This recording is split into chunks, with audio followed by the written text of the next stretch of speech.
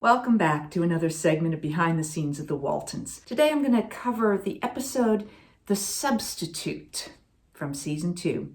If you're enjoying these, please do hit like and subscribe. In The Substitute, Miss Hunter, our school teacher, finds out that her sister has had a bad car accident and she is needed to go help take care of her nieces and nephews. So because of that, there is no teacher.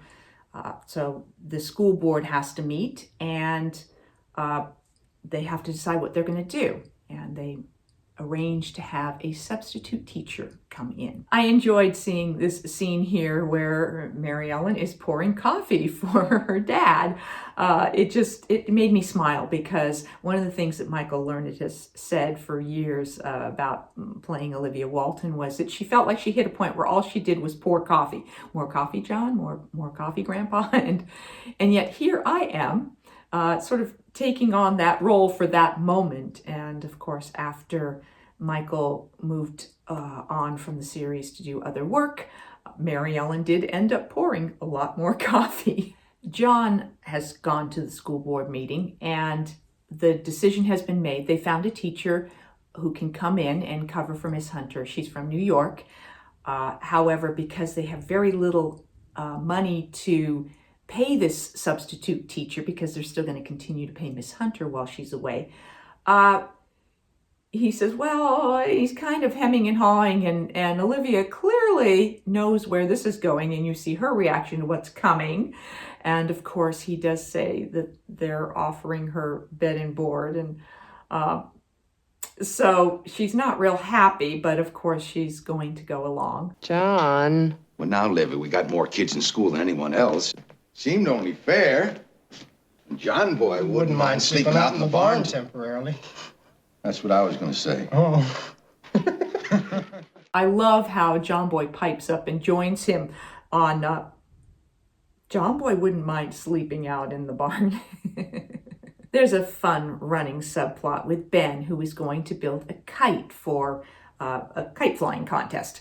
And in this case, he's working on it. Grandpa comes out and says, oh, I have the best design and you go get paper and I'm going to show you how to build the kite. And Ben is clearly disappointed because he had his own idea about what he wanted to do. But because it's Grandpa, he goes along. John Boy goes to pick up Miss Pollard at the bus station. And we have our first introduction to Catherine Burns, our guest star for this episode. An incredible actress. Now she and Richard, and in fact a number of Walton connections with Catherine. Richard had worked in 2 films with Catherine already. Red Sky at Morning, one of Richard's first movies, and Last Summer. Now in Last Summer, Ralph Waite also played Richard's father. So he'd played his father once before. And then Catherine was nominated for a Best Supporting Actress Oscar for her role in Last Summer. Another Walton connection, Bruce Davison, who was a guest star in the episode The Shivery, also was in the movie Last Summer. So a lot of pre-Walton connections. A number of times in this episode, my attention was drawn to the color schemes. In this particular instance, when everyone's in the living room, there's shades of blue everywhere. There's all these blue in the denim of the boys and Mary Ellen. So we're getting this lovely harmony of color there. And it reminded me, I used to just think of wardrobe as, oh, well, what am I wearing? And is it right for the period? But, over the years, I came to learn that for the wardrobe and the costumers, that design work that they do is not just about the period and the social status of, whether someone's poor or rich or whatever, impacting what they wear, but also what is the set? What are the colors in the set? What are the colors against each other? You don't necessarily want just a mishmash of he's wearing red, she's wearing orange, she's wearing yellow. It can be very distracting.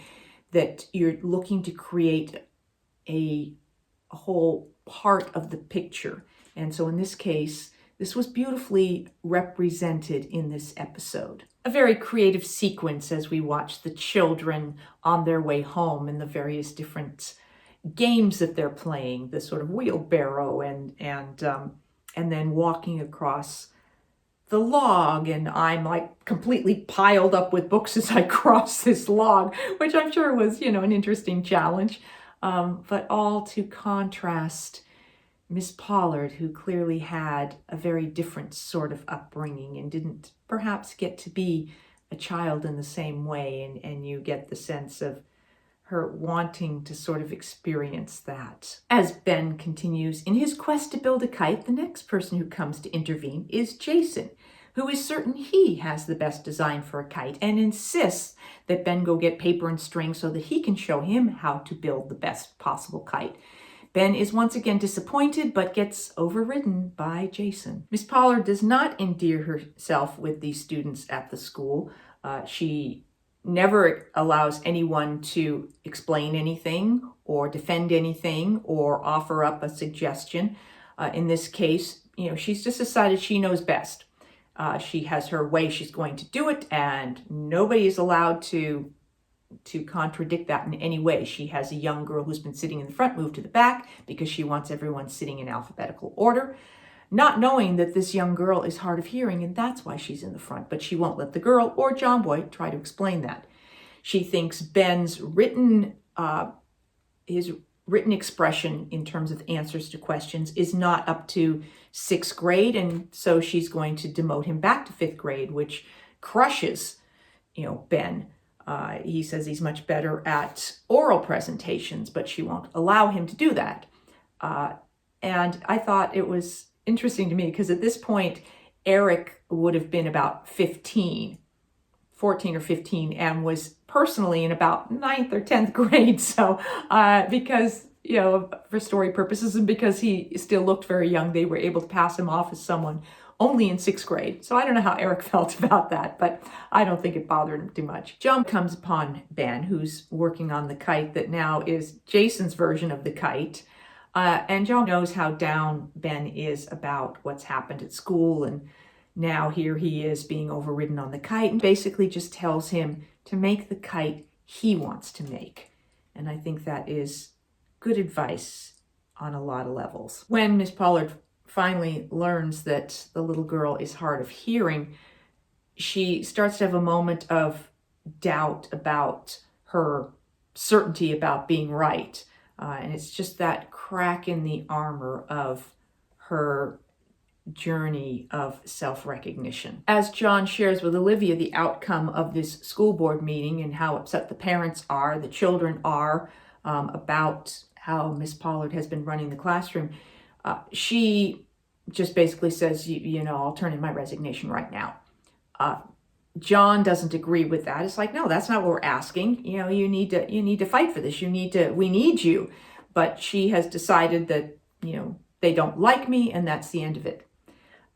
Ultimately, Olivia goes up and talks to her when she learns that she's in her room crying, and she demands that she open the door and talk to her, and ultimately gets her to admit how difficult her upbringing was and how demanding her father was, and that she wasn't really supported in the way that she needed, and so she is sort of just forwarding that methodology in a sense, and Olivia kind of helps her break through and learn that she can connect with others, and she should, and it's a real breakthrough for her. The next day at school, Miss Pollard comes in with a new approach.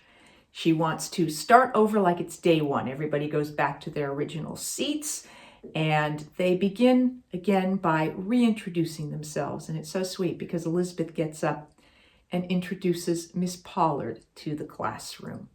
And so a new start is in place. On the kite front, as they head off to the kite competition, Ben comes out with 3 versions of the kite. Grandpa's version, which he gives to Grandpa, Jason's version, which he gives to him, and then his own version.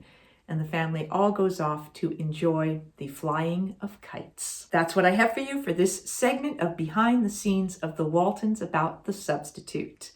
Thank you so much for joining me, and I will be back with more Behind the Scenes of the Waltons and more Ask Judy. Thanks for watching.